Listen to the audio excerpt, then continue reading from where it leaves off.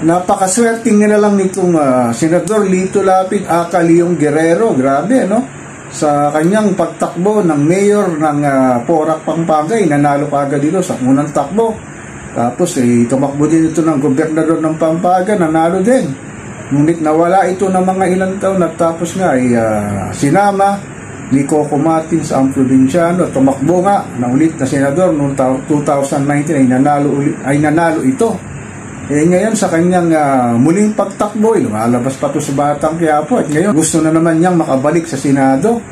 Grabe, ito ba yung klase ng mambabatas na ilulunok natin sa Senado na alam naman natin na sa ilang mga session o investigasyon sa Senado hindi nagsasalita ito, walang boses ito Nakakalungkot lang tayong mga Pilipino. Patuloy nating binoboto si Lito Lapid dahil sa kanyang popularidad.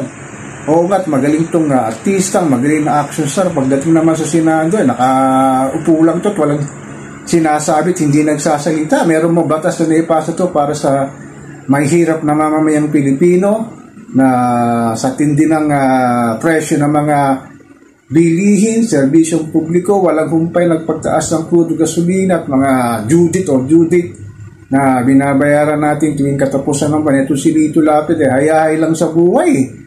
Talagang nakikita naman natin na siguro at the back of his mind tumatawa ito dahil nga ilang beses na itong nanalo sa naman gustong makabalik sa Senado.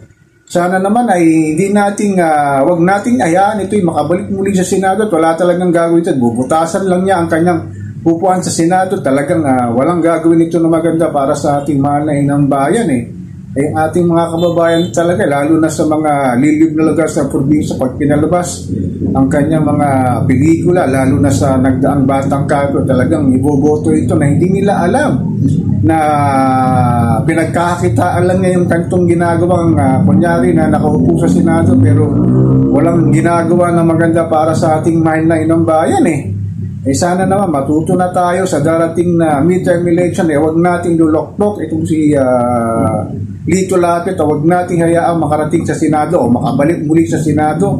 Wala nang pupunta itong ating mahal na bayang Pilipinas kung ganitong klase ng mambabatas ang ating niluluklok sa Senado. So ako po si Papa Ken, patuloy po akong magmimiran, magmamadyak dito sa pang-araw-araw nating buhay at kaganapan dito sa ating mahal na inang bayan.